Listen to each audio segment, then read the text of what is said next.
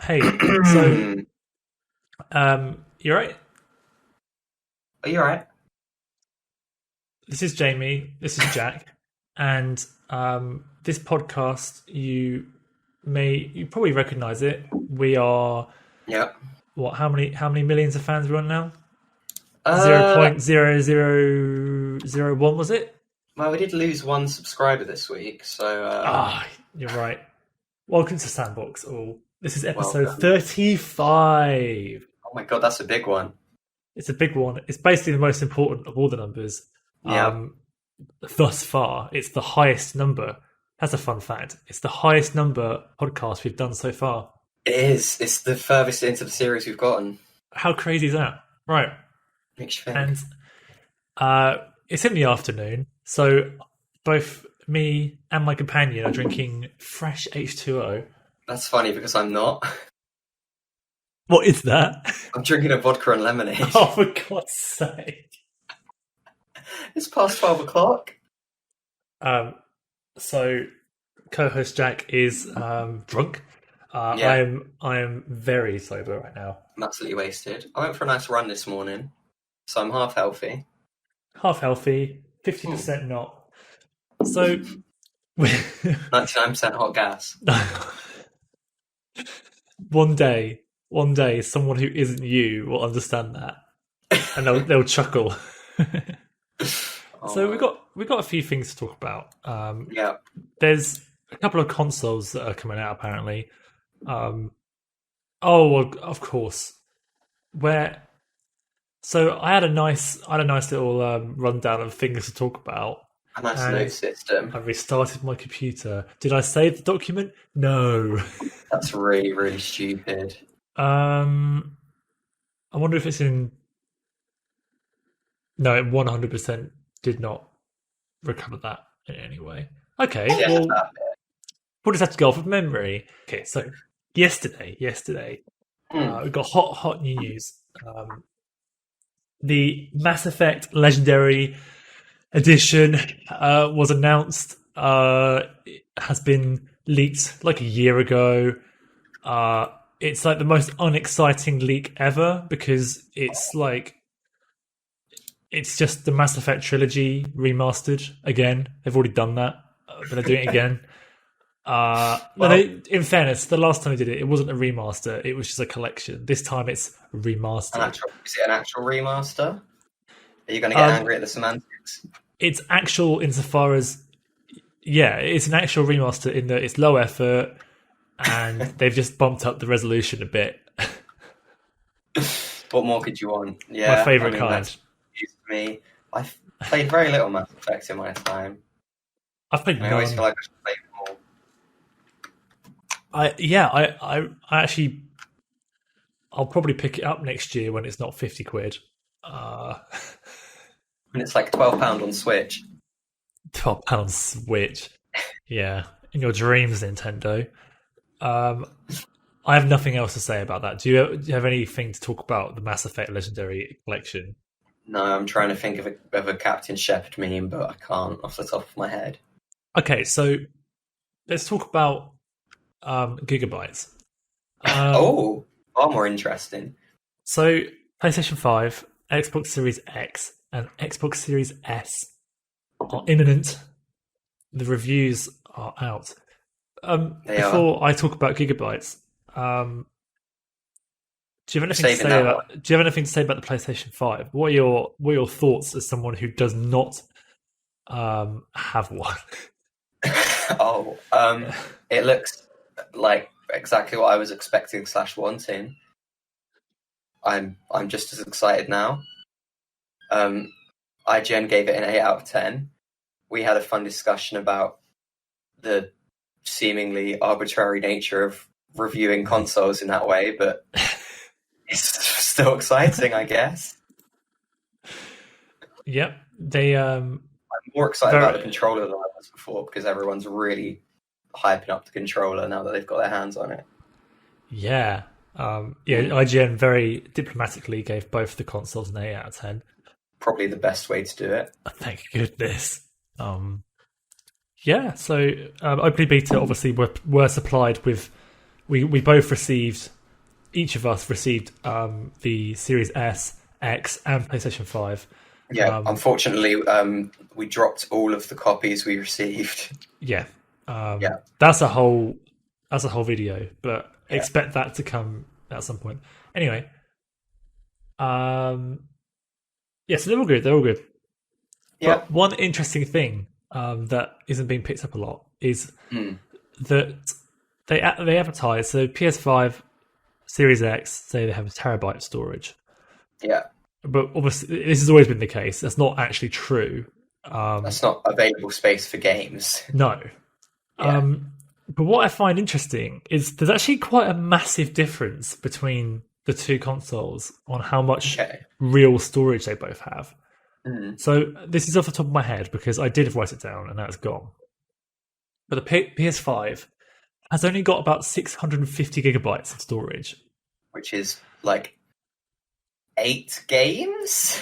If I mean, if that, I mean, Call of Depending on the Duty is game. literally 200 gigabytes. Mm. So you can have 3 Call of Duties. Yeah, That's it. The end. I don't intend to, but yeah. There's also another issue with the SSD system, right? Where so on the Xbox you can have games saved on a hard drive, plug that into the Xbox and play the game. But on a PlayStation, the game has to be saved to the internal SSD. So you're gonna have to do a lot of jiggling around if you've got your game saved on external hard drives. Yes, and the quite issue with PS5 as well is that they support expand. There's an expandable SSD slot, Yeah, but at the moment it's not supported. So yeah, by anything.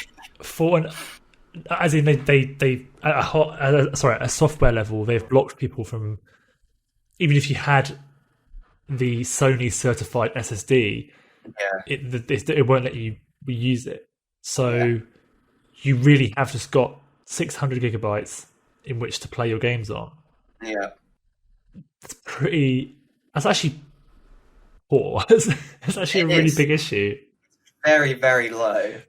And I just hope they're going to do something to resolve that.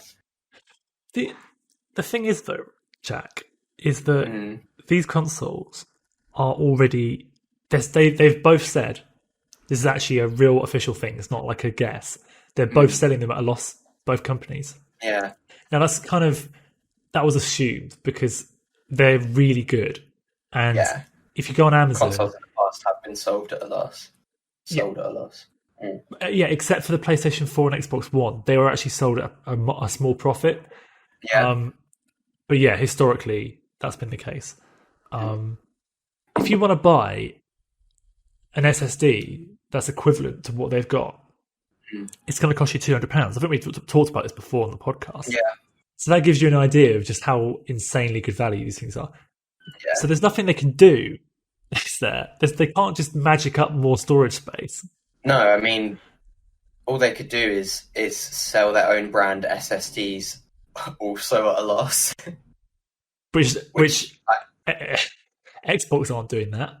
Yeah, I mean, I assume Sony are going to release the PlayStation SSD, and it's going to be just as expensive as any other SSD, It's going to be more expensive, man. Do or you more remember expensive. with the PlayStation Vita, they had proprietary SD cards, Yeah, and they were like hideously expensive. £1,000 each.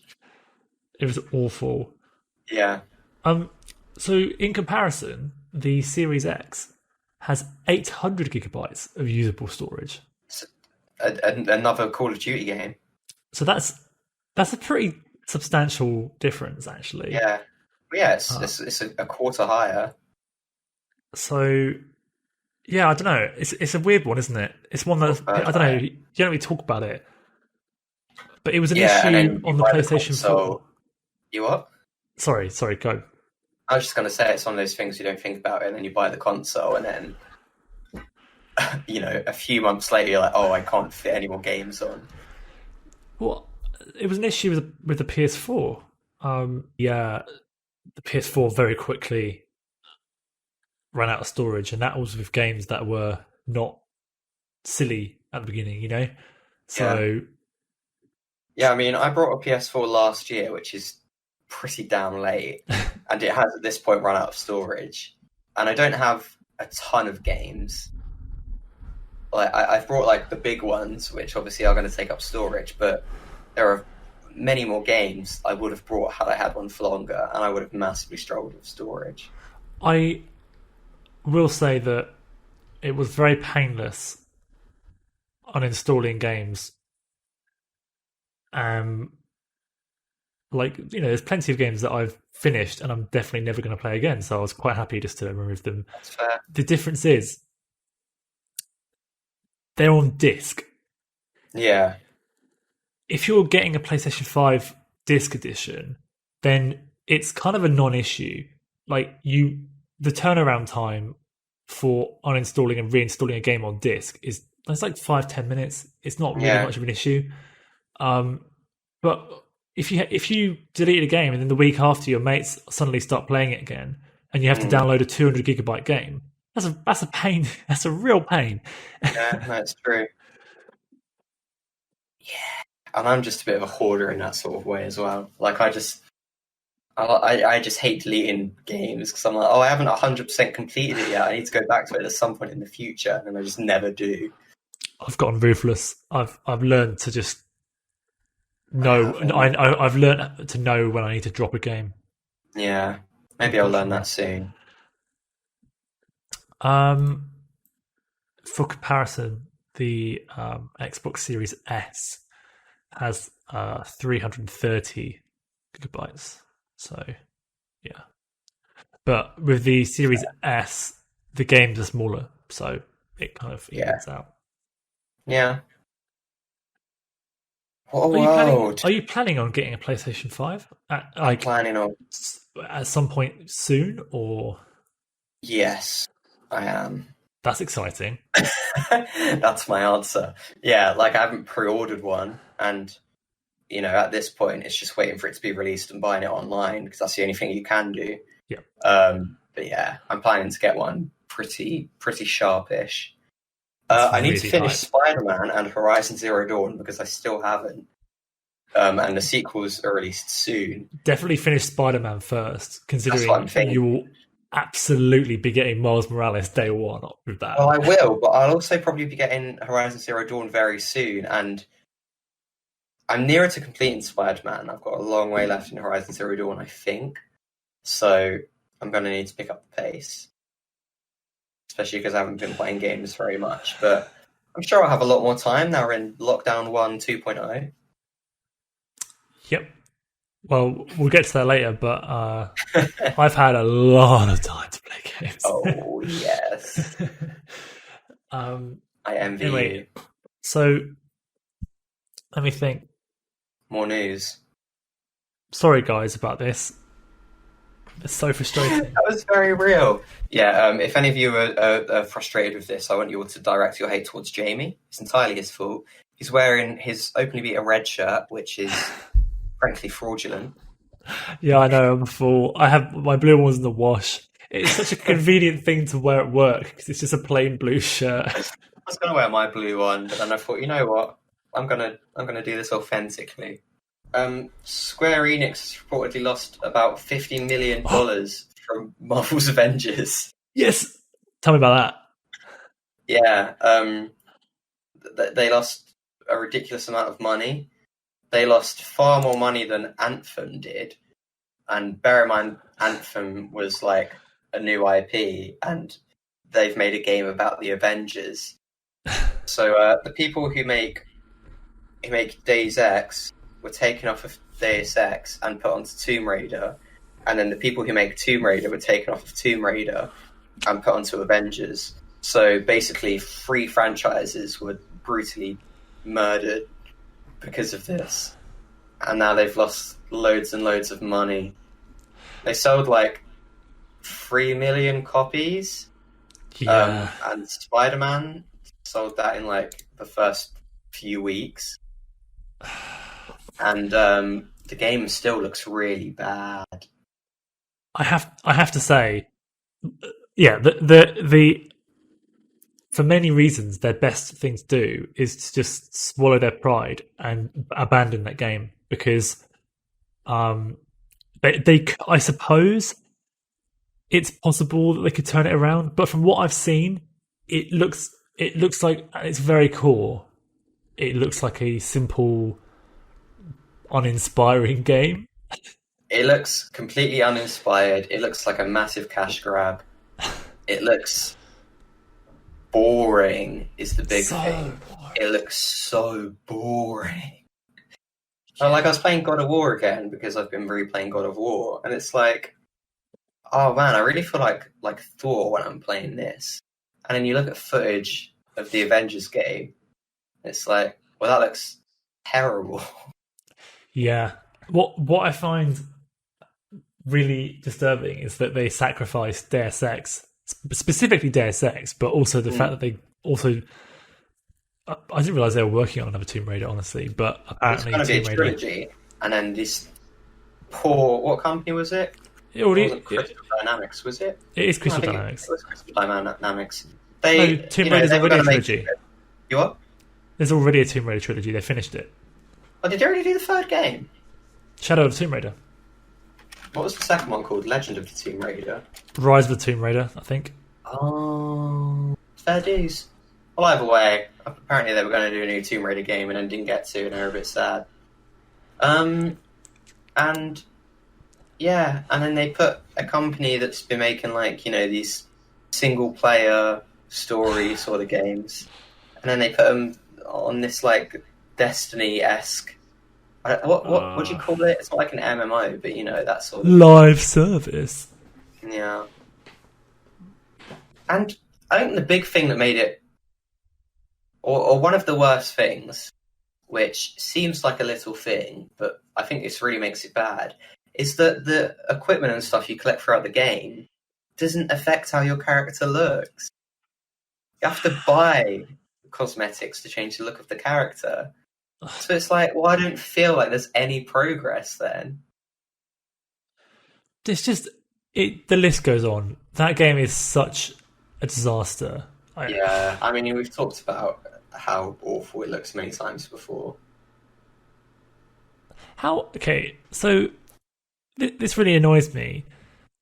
It surprises me how live service games like this. Now, obviously, this game is the exception, but there's a few of them.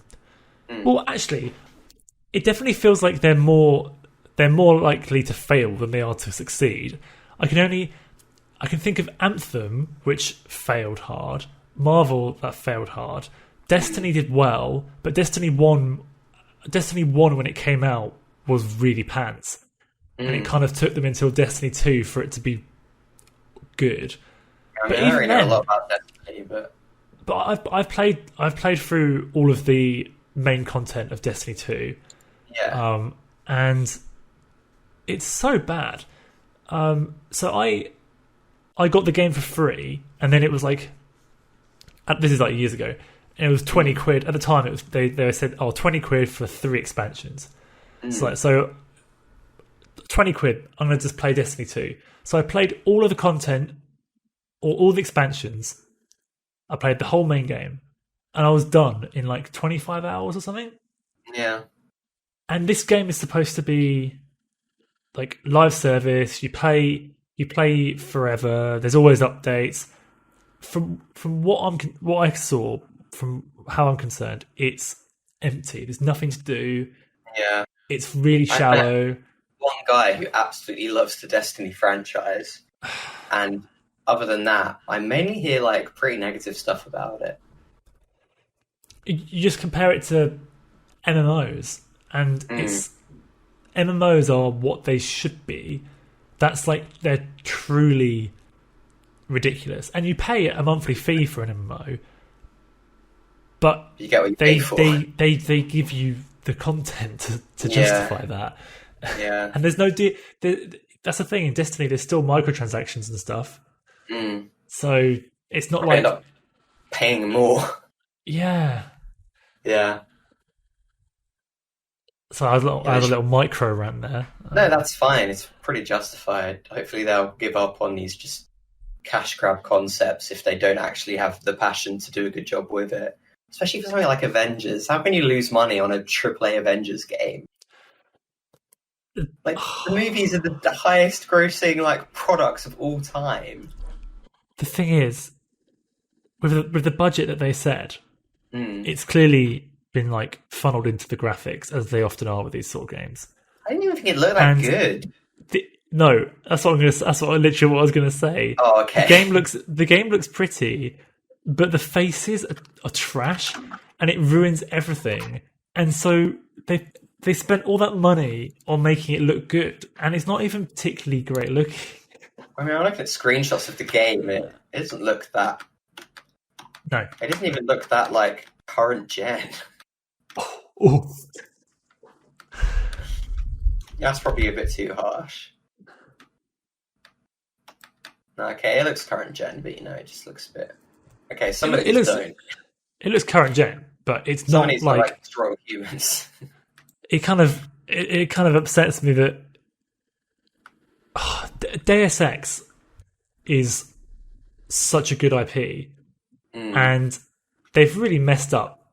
They've really messed it up. Like they released one Deus Ex game this gen, and it was like a really weird game. Yeah, wasn't there also that mobile Deus Ex game that was supposed to be really bad? Yeah, there was a mobile one. In fairness, that did look quite. That was definitely a side project. That wasn't made by the main studio. Fair. But yeah, Mankind Divided was like really. It was a very deep game. There was a lot going on. It was really cool, Yeah. but it felt like they spent they'd spent all their time making the world that all the parts and pieces work really well. And it was great gameplay, but there was nothing. It was very short, and they you didn't really go anywhere. Like you're put in like a city, but the city's very very small, and you very quickly realize that this is the whole game. And then when the story finishes, it kind of feels like it's just starting to ramp up a bit, and then it just ends abruptly. Yeah. Yeah, very weird game.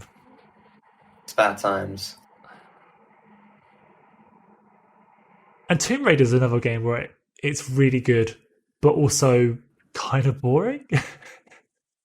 Yeah, I mean, I did really enjoy the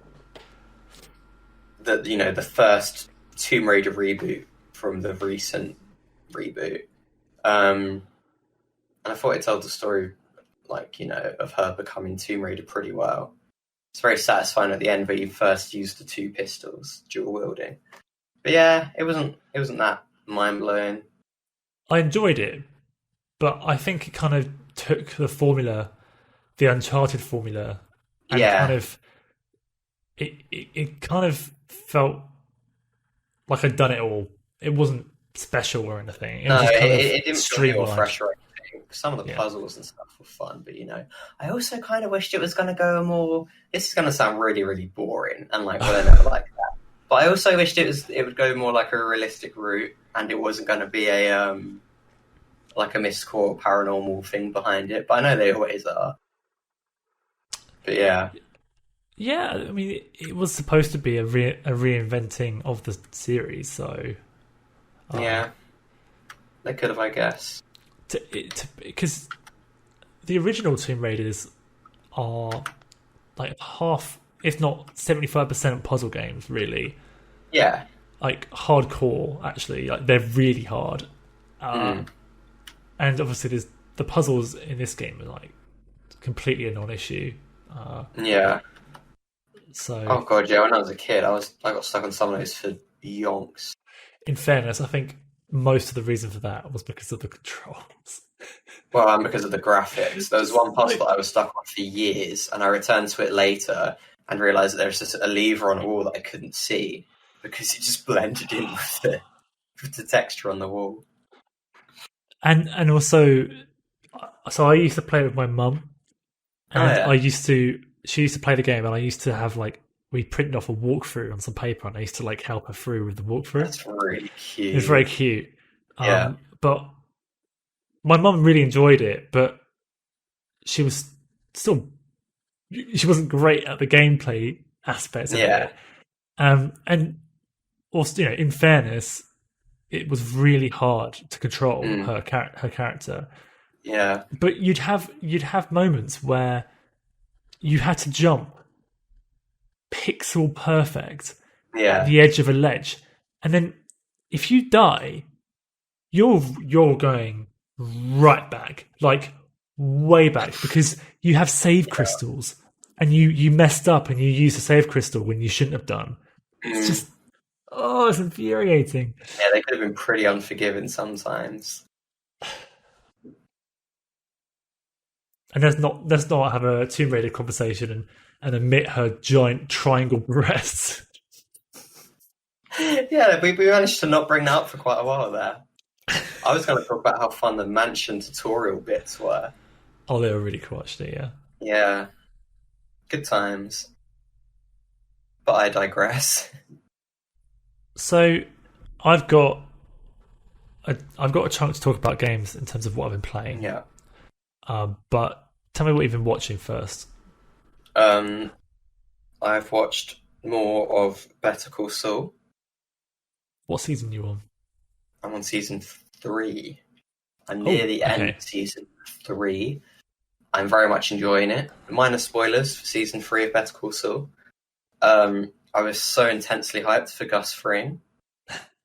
The massive, slow build-up of him following people around who have been following him, and then the pan-out reveal to Los Pollos Hermanos was so hype. I was like, Gus Fring! And he's been great. And every single character is great. And it's just little things. Like, he goes to the airfield to shoot his commercial, and he's pretending to the soldiers on the airfield that the old man in the wheelchair is like a war veteran. He used to fly this plane. And then, like, a couple episodes later, the soldier from the airfield comes to him and is like, I can't believe you lied to us about this. You have to take this commercial off the air. Like, I'm fuming. It's just like every little thing that has consequences. It's just so well written. You're right, actually. It really does. There's no... If you think a scene was waffling a bit, that's that. There's a point to everything. Yeah, everything is meticulously crafted, and yeah, it makes it feel so much more realistic. Because any other show, they would lie about something or do something, and it'd be forgotten. They've completed this task, on to the next thing. But it's just it all comes together. It's so good. Yeah, I've been really enjoying it still. I've been looking at the Reddit threads after each episode because there's so many Breaking Bad callbacks that I'm just completely missing, and it's so good. What do you think of what do you think of Chuck? Well, I hate him at the moment. I don't know if that's going to change, but I know there's such an interesting character. Yeah, he's been suspended for a year thanks to Chuck. I mean, even Chuck, I say I hate him, but they do a good job at explaining why he feels the way he does and why he does the things he does. And at the end of the day, he is just a mentally ill person. Yeah. Every character is likable in some way. Which, it's just so good. And there's things like he hires Francesca, is it the secretary, the assistant? Yes. And she used to work at the DMV, but in New Mexico, it's not called the DMV, it's called the MVD. And in the interview, they have a whole conversation about that. And then I was reading the Reddit thread afterwards, and apparently there's a line in Breaking Bad where he says to Francesca, like, behave or I'll send you back to the DMV. And it's like, I'm watching the episode, not thinking anything of it, but apparently the reason it's there is to explain away a continuity error of Breaking Bad where he refers to it as the DMV.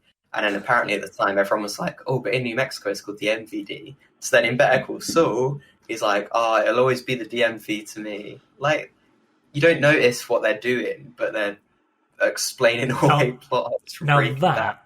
that is for the absolute like like Breaking Bad nutters. That is Yeah, yeah, such a small detail. it's so good. And there's other things like he sleeps with a woman, and the next morning she like kicks him and says, "You're not Kevin Costner." And apparently, there's a line in Breaking Bad where he says, "I once convinced a woman I was Kevin Costner." It's just stupid things like that. And at I one didn't point, even know. I didn't even know any of this. By the way, this is all no, news to at one me. point, Kim goes up to him and says, "Give me $1," and he's like, "I only have 20." It's like, "Okay, I'll take it. Now I'm your lawyer." And apparently, Saul does that to Walt and Jesse in Breaking Bad. I could go on, but like, yeah, it's just I'm loving the show anyway. But it's so much fun afterwards to go on like forums and see what people are saying, and you just get so much more insight. It just makes you appreciate it even more. It's such a good show. It's really good. Yeah, it is. Moving on, can I tell you about another show I've been watching that's also really good? Please do. The Queen's Gambit. I've been watching that too. So good. What episode are you on? I feel like 4 or 5. Okay, I'm on episode 6, so I won't spoil anything. I can't really think what's happened in the last couple of episodes anyway. But yeah, it's really good, right? Yeah, it's not like so far from what I've watched, it's not like it's very spoilable right now. It's just kind of a nice story. She's good at chess. She keeps going to tournaments and winning at chess. Yeah, exactly. Yeah. Yeah, really good cast. I really like Anya Taylor-Joy anyway, and I really like Harry Melling. Thomas Brady Sangster's good in it. Do you know Harry Melling? He was Dudley Dursley in Harry Potter. Yes, I didn't recognise the name, but I did recognise who he was. Yeah, he's been in a few things. He was in Buster Scruggs, and he was in a film called The Devil All the Time, which was really good. I don't know if I've talked about that actually. Was that the one with Robert Pattinson, Tom Holland in? Tom Holland, yeah. Yeah, okay, yeah. Yeah, they're both in it, yeah. Yeah, I'm really enjoying it though. It's because I know how to play chess, but I'm very poor at chess. I love that you get a lot of satisfaction when they kind of they move a pawn one space forward, and they're like, you know, what the one they say? They say what it is, like the move. Yeah, Queen's Gambit. The Queen's Gambit, yeah. An exotic play. Like all they did was move the pawn forward. It's so good, but it's like even if you know absolutely squat about chess, like, it doesn't matter because it's just so good. Yeah, and the way they're like passionately talking about these precise moves and all these like famous players and stuff, it's really good. Yeah, I'm enjoying that a lot. I'm looking forward to finishing it. I think they dealt with the younger version of the character's drug addiction really well. I thought that whole orphanage section was really interesting. I was because the first episode was, I think it was longer than the rest. I might be mistaken. It felt very long in a good way. Like it felt like we were watching a movie. But I was impressed by how little they utilized Anya Taylor-Joy in the pilot. You have the quick clip of her at the beginning. Oh yeah, and then basically not in it. Child actress. Yeah, and I liked that because it felt like they weren't trying to, put her in the pilot just to get people hooked. Like they just wanted to tell the story the way they wanted to tell it. It didn't like have Anya Taylor-Joy and then keep cutting back to flashbacks of her as a kid. They just told the story chronologically. I thought that was good. I actually the exact same thing. I thought the exact same thing. I'm so glad that they didn't keep cutting back because that's what I thought they were going to do. When we see her go back to the kid, I thought, oh, okay, I've seen this before, but yeah, I really like that. Thomas Brady Sangster is just hilarious in it. The guy in the cowboy hat. Oh yeah. I reckon. I know who that. Again, I know who that is. He was in Game of Thrones. But you're the one who knows all the names of actors, and I'm not. Yeah. I mean, yeah, he's a prominent child actor, Love Actually, all that sort of stuff. Yeah. It's such a different role for him. It's really funny. He looks so young, and he's so not young. He's like 34. Yeah. And I think she's 24. She's 24, yeah. He looks far younger than her. I found it difficult to keep track of how old she was supposed to be. Oh, definitely. That would be the biggest criticism. I feel like they could have done with an intermediate actor for when she was leaving the orphanage. She was, yeah, because she's like flirting with that man who looks pretty old, and it's like, I didn't know how to feel. Like, do I feel disgust because she's 13 and he's like 40, or is she actually like 17? It makes a huge difference to how I'm supposed to feel. I think she was 17 at that point, because there's a bit where they say, oh, she's just turned 13, and she says, actually, and then they give her a look, and she's like, oh yeah, I just turned 13. But it's like, okay, so is she older or younger?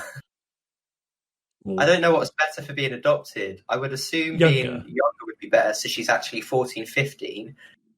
But then at the same time, her friend, the black girl in the orphanage, she's always old. It's like, so in the when she's a kid, she's supposed to be 9. She looks older then. She looks about 12 then. She's supposed to be 9. She's supposed to be 9. She's a kid, but she doesn't. No, she looks like 12, but they say she's 9 years old, and it's not like facetious. It's supposed to be true that she is 9. Okay. So her friend is probably about 14. Oh, you're talking about her friends. Sorry, I got confused. Yes, sorry, I'm with you now.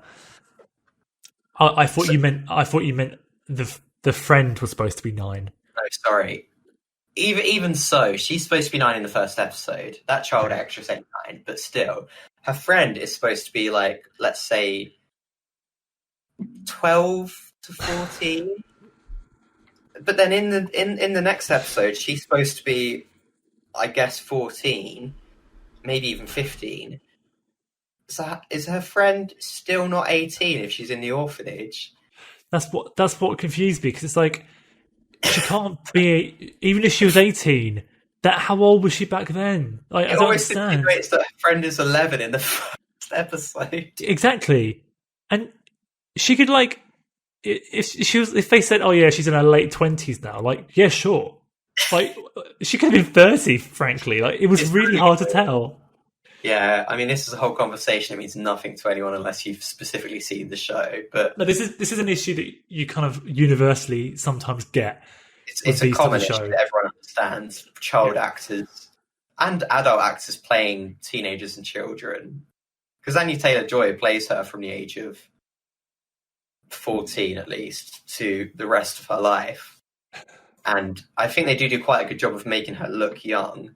It just would be nice to have clarification on her age, because, like you say, it changes the context of certain things. Yeah, literally, the only time, normally it's not really an issue, but the only time was like, am I supposed to feel like happy for her or concerned for her? Like, is this guy creepy, or is this like a nice relationship? Yeah. I don't know. Yeah, there was stuff with the dad I was confused about, but yeah. It's a really good show anyway, and that's just kind of a funny thing to notice while watching it. But yeah. I liked the mum. I really did expect her to just be. Well, maybe she might still, but I thought she was just going to be taking advantage of her 100%. She was going to turn out to be not very nice, but they've got like a cute relationship. Well, from where I'm at anyway, they have a cute relationship. It's a good mix of. She does seem to be just in it for the money, but she also does seem to genuinely at least like, what's her name? Not Betty. Oh no, I can't remember. It's Elizabeth. It's Elizabeth Beth. Yeah, that's what I was thinking. Betty. Yeah. She she genuinely likes Beth and supports her, but she does also want the money. And she does it every now and then. She says things, but it's like, she's a woman in the 50s/60s who's, lived her life being treated like a second-class citizen. She has to rely on her husband for everything, sort of thing. Like, she's just a victim of her time. And I think the show does a really good job of that. It doesn't... It may be a little bit... I don't know, I wasn't alive then, obviously. But it doesn't massively liberalise the time period. There's a lot of racism and sexism and stuff that they don't massively play down, which I think is good. It seems Yeah, quite realistic. It feels very much like it's set in that time period, and yeah. obviously the set and everything is just really good, which helps. The set is like it's crazy. Really, really. So everything's so bright and Mm, blocky. It looks so good. I'm actually yeah. yeah Apart from the first episode, which was like brown and depressing because she's in an orphanage. yeah. The Yeah. orphanage um was terrible. I can't believe they used to tranquilize. What's the benefit? Serious, like real world question here. What was the benefit of them tranquilizing them before they went to lessons, Well, so they wouldn't act up or be hyper. or just do anything? Well, yeah, Like yeah, just tranquilize kids. Yeah. I actually I like looked it up, and that is a real thing that happened. it's disturbing. Yeah, it's pretty terrible. And there's that point where they're like, "Oh, sorry, new law, can't trank kids anymore." Yeah, and she's addicted. Oh, it's so good. Yeah, it's really good. Good show. Good cast. What else have you Good been life. watching? Um, I did watch The Devil All the Time a while ago, but I don't remember talking about it last week. I, if it's a film that I'm thinking of, I think you did mention it. Okay, maybe I did, so I won't talk about that. Um, I watched Queen and Slim last night. Have you heard of that one? Nope, that's going to be a It's Google. Daniel Kaluuya, and I don't actually know the woman's name, so let me Google it. What's it called, sir? Queen and Slim. Her name is Jodie Turner-Smith. I did know that, actually. It's kind of like a Interesting. retelling of Bonnie and Clyde. So it's just Oh, a black couple. Well, they're not a couple. They're on their first date, and it's like a really terrible date in America. And then on their way home, they get into a traffic altercation on the road. Gets pulled over by a clearly racist, jumpy cop. She's an attorney, so she's like arguing, "Why are you doing this to him?" Blah blah blah. And then the cop shoots her in the leg. And then Daniel Kaluuya runs up and shoots the cop, and he dies. And then they just go on the run. They end up kind of becoming figures for, fighting police racism and brutality and stuff. And then it kind of just all escalates, whether or not they want it to. I thought cool. it was really good. It was really good, yeah. Yeah. Well, I didn't actually think it was really good. Okay. It was good. I did enjoy it a lot. I I've thought never heard of had it. the message really, really well, like the subject matter really well. Yeah. I mean, it's directed by I'm pretty sure it's directed by a black woman in America, so she's gonna be quite Have a good that have voice that for unique delivering that. perspective. Yeah, yeah, I thought it handled that very well. It didn't go the route of like there's a sheriff in the film who's nice to them, and he's like, "Oh yeah, I've got a few racist cops in my department," blah blah blah. But at the same time, there's like a protest where the cops just tear gas everyone. Obviously, there's the initial altercation. God. There's a lot of it does a good job of showing that there are a lot of different perspectives to it. Mhm. Yeah. But also it's undeniable that there is this systemic issue, which I thought was exactly the way you want to get this message across. There is an issue that needs resolving. But it never felt like, I don't know, too preachy or too straw-man-y, I guess is what I'm trying to say, which is obviously what you want. You want to get the message across in a way where it's like, you can't argue with this.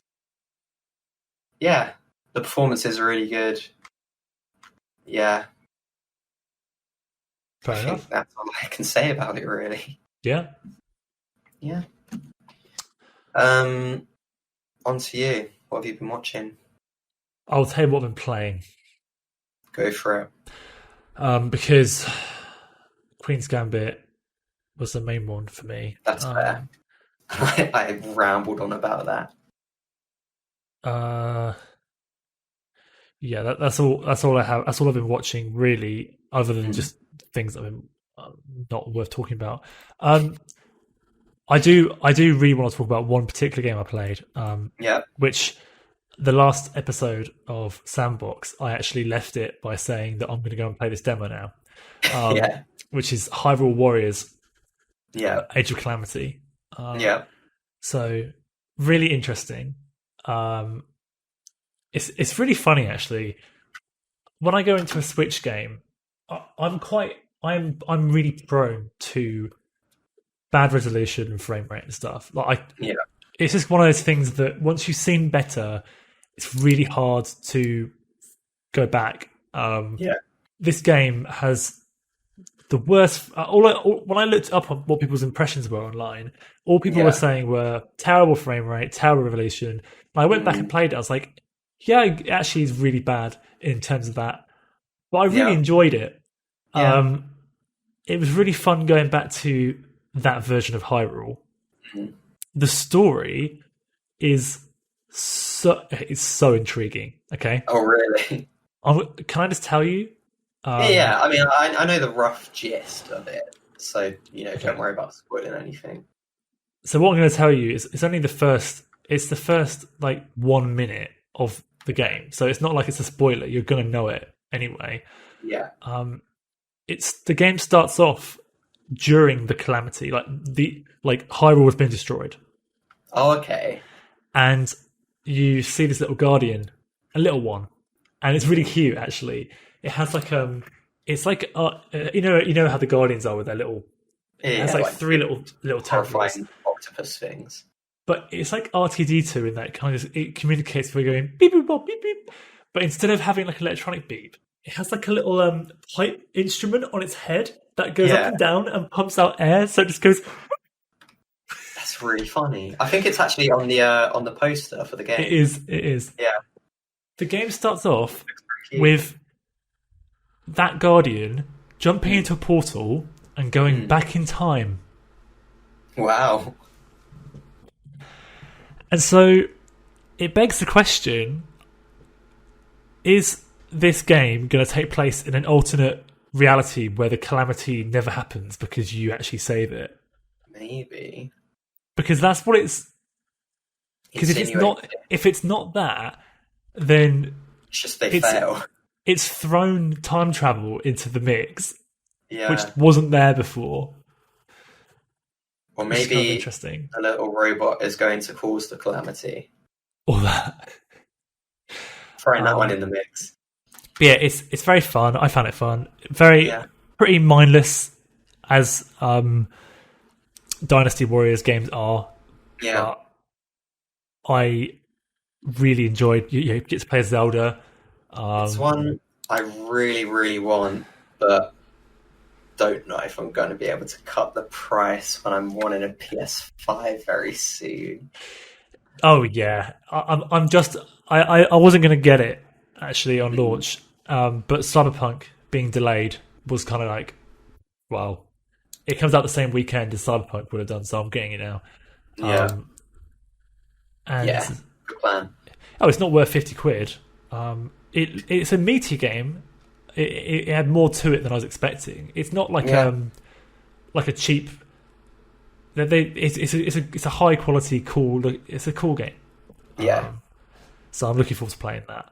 I mean, download the demo. It's a free demo. So yeah. No, I probably will. To be fair. The other game that I've been properly playing, has been Ghost Runner. Oh yeah, I've heard a lot about that since you played it on the channel. It seems to be taken off a bit. Yeah, and I'm so glad it's taken off. It's such a cool game. Yeah, and it's obviously like, I don't mean this in a bad way, but it's obvious that they started off as like a little prototype and thought, hey, we can make this into a game. And so the game's not perfect, but the core concept is so good that there's definitely going to be a sequel. It's definitely going to be a franchise. I can't wait. I'm pretty sure I heard something about like them massively expanding to finish the game. yeah, it's kind of interesting because you can tell on the one hand, you can totally tell it's a small budget, but Mm. they've done a really good job to disguise it. Like it's Yeah. really stylish. The music's really great. The animations and the gameplay is so satisfying. Mm. Um, it's it's the hardest game I've played all year for Oh man. sure. Yeah. It's rock solid hard. You'll die all the time. Yeah. The game very rarely feels unfair. It always feels like it's your fault. Yeah. That's important. I think there's only a couple times when I have rage quit once Yeah. because I got to a part in the level where I was sick of it because it was Yeah. so hard. Mm. I have actually gotten past that this morning. Oh man. I've almost finished it, so I'm on like the penultimate level now. Yeah. Yeah, it's just great. Yeah. You just finish. back, Oh, the, sorry. the title of your video is "This game needs more attention." That's pretty funny. If you when you finish a level, it shows you your time and the number of times you died, and then it compares it with your friends and how many times they died and how quickly they did it on that level. Which is that if you've got a friend who wants to play it properly and is willing to replay it a few times or whatever, Yeah. that's where the replayability is. Definitely. Because I don't. I'll be replaying it anyway. But if my friends are beating me, I'm not losing to them. The competitive nature. So Yeah. yeah. Very good. The voice acting is pretty good as well, actually. That's It's solid. kind of like they're talking all the time. In fact, there's always the story is told through the dialogue, which disguises the fact that it's a very very linear game. Yeah. That's especially good in such a low budget indie game. Yeah, it's like Doom. It's Doom meets Sonic the Hedgehog meets Cyberpunk 2077. That's what it feels like. Man, that's quite an eclectic collection there. I mean, it's more Doom than Sonic, but there's lots of rail grinding, wall jumping, sort of stuff going on. That's quite Sonic. I'm There's a lot quite of intrigued to platforming. see a Doom Sonic the Hedgehog crossover now. Probably already is one, as they're both ancient. Oh man, that's pretty hype. Anything else, Jamie? Oh, in terms of what I've been playing, the only other game, Among Us, which I suppose we haven't actually talked about, but yeah, that was a thing. It's a lot of fun. I just thought of one thing I've played when we played Phasmophobia. Yeah, I was going to say, do we talk about Halloween? We should, I think. I don't think we have. You talk about it then, because I've been waffling on about Ghost Runner. Yeah, I'm pretty sure that's another example of it was made by one person, and he's actually hired a few other people to help him now. Yeah, it's really fun. If you don't know, it's a little ghost hunting game. I really hope it doesn't fall off the radar because Halloween's over, which I'm worried will happen. But it was really good, and I'd actually be down for playing it again. It's such a good little cooperative thing. It would be good to get, what's it called, local chat working, where you can only hear people who are near you. Yeah, it's just you select a mission, you go in a house, and you use various equipment to hunt ghosts, like in completely bullshit ghost hunting shows on television. And it's just really funny. Except it's not bullshit, it's very real. Oh, it's very real. Yeah, it's like actually a bit spooky and a bit scary. And like you can talk to the ghost and it'll talk back to you, and it jumps up in front of you and kills you. It's really fun. A good one to play with friends. I looked on Steam Store, Yeah. and it's like it really is quite a small game. Like there's barely anything. If you go down the activity feed for the updates, there's like nothing. This is a really small game that has blown up. Yeah, I mean it's being played, or it was being played by everyone for Halloween. It was the big spooky game this year. I feel like every October there's one big one. I think they need to. They just need. Yeah, they need to get. Well, he or she, I don't know who's developing it. Need to get more people on board quickly. Get like, I don't know, like someone in charge of just doing small updates to keep people interested as well. Yeah, they need to just keep doing some little updates. I mean, we were saying like it's pretty solid what they have. They've just seen minor bug fixes, maybe a few more levels. Yeah, definitely. Maybe just update some graphics and some jank and stuff. But even as it is now, it's really solid. They just need, some relatively frequent updates, even if very small. It's just really fun game. I mean, Undertale was made by just one guy, with a little bit of help from one of his friends. Yeah. And for the sequel, he openly asked the internet, please, can you, like, I'm accepting applicants to form a dev team. Yeah. And he did a huge update recently, and he's got a team. He's got a proper team going, and he did a really big update on exactly how the game's going. Even with like little percentage bars saying like text 80% done, animations 50% done, like stuff like that. Oh, that's pretty high. That's how you do it, because he basically said, "Yeah, I will never finish this sequel because I wanted to make it better in every way." Yeah, and you can't. It's too much work for one person. Yeah, definitely. Yeah, I mean, this says that Phasmophobia is made by Kinetic Games, and they say they're a new indie game studio focusing on virtual reality. We are currently developing a 4-player co-op game called Phasmophobia. So I don't know if that's been founded since starting Phasmophobia. It might have been. That's kind of the impression I get, but I don't know how correct that is. What other game was created by one person? What's that? Minecraft. Yeah, true. I always forget that. Not so much anymore, but yeah. Yeah, like you said, Phasmophobia, honestly, as it is right now, just needs both fixes, and that's it. They could add tons of content, but for £10, honestly, it's like a really good package right now. Yeah, I think it's really sorted. And I mean, for us specifically, it makes for just such easy content. It's just funny to watch being scared. Yep.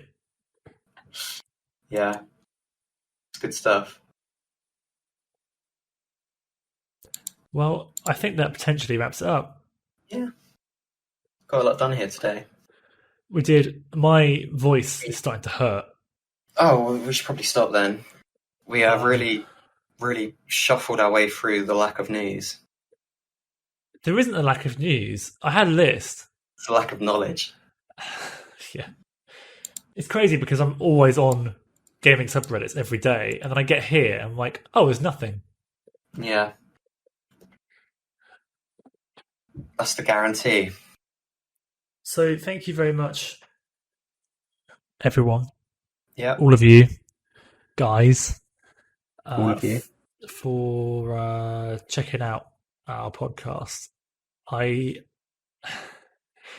hope you enjoyed. Thank you for getting to the end. You've got a treat. Looking forward. Those of you who do get to the end, you know what's in store for you. Yeah. Jack has got one of his famous send-offs. But first, I'm going to ask for you to subscribe. I'm going to need you to do some liking as well. And if you can, comment below. What is your favourite British chocolate? Thank you very much. That's Jack, very neat. I'll leave it with you. Can you come and say bye to the camera? Why? That's going to be how we end the video. You can wash my hands yet. There you go, that's the end. End it there.